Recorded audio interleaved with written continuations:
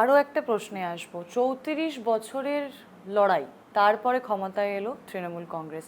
এটা সবাই বলে যে বিরোধী দলনেত্রী হিসেবে মমতা বন্দ্যোপাধ্যায়ের অবদান একেবারে ফিয়ার্স, যেটাকে বলা যায় ইংলিশে। তো সেই বিরোধী দলনেত্রী, যেটা আমরা মমতা বন্দ্যোপাধ্যায়কে আগে দেখেছি, যেভাবে উনি লড়াই করেছেন, সেটা কি আর কোনোদিন আমরা দেখতে পাবো? সেরকম বিরোধী দলনেত্রী কোথাও গিয়ে কি মনে হচ্ছে যে ব্যাকফুটে চলে যাচ্ছে মমতা বন্দ্যোপাধ্যায়? মমতার রিপ্লেসমেন্ট হয় না, এটা বলে লাভ নেই। বিরোধী নেত্রী হিসেবে কেন, আমরা স্টার্টেড ওয়েল, আমাদের সরকার ভালোই চলছিল। তারপরে যা এইটা আজকে আর নাইবা বললাম খুলাখুলি, সঠিক হয়নি বলেই মানুষ রিজেক্ট করেছে না। কিন্তু অনেক তো ভালো ভালো কাজও তো শাসক হিসেবে মমতা বন্দ্যোপাধ্যায় মুখ্যমন্ত্রী হিসেবে করেছেন। আপনি যে বলছেন মেয়েদের কথা, মেয়েদের সবচেয়ে বেশি 33-50% পর্যন্ত সুযোগ করে দিয়েছিলেন মমতা ব্যানার্জি। মমতা ব্যানার্জি রেলমন্ত্রী থাকতে লক্ষ্মীকান্তপুর থেকে যারা এসে এখানে ডেলি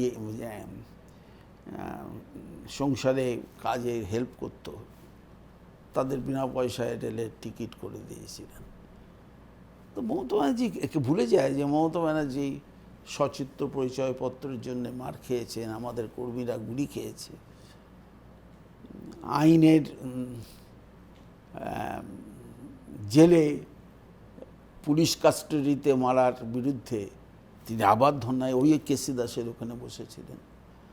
তো মমতা ব্যানার্জি। আবার জ্যোতিবাবু, আমি তো বুদ্ধদেববাবুকে বিরোধী দলনেতা কোনোদিন শুনিনি, জ্যোতিবাবুকে শুনেছি। আর বুদ্ধবাবু মুখ্যমন্ত্রী হিসেবে তিনি একটা আলাদা সংস্কৃতি তৈরি করেছিলেন। মমতা ব্যানার্জি একটা আলাদা মাটির মানুষের নেত্রী ছিলেন। যারা আসবে, যদি মমতা তার তো চিরদিনই আমরা কেউই আর জন্মালে মরিতে হবে, অমরকে কথা কবে, তো সেইটা আমি মানুষ মমতা ব্যানার্জিকে ভুলবে না।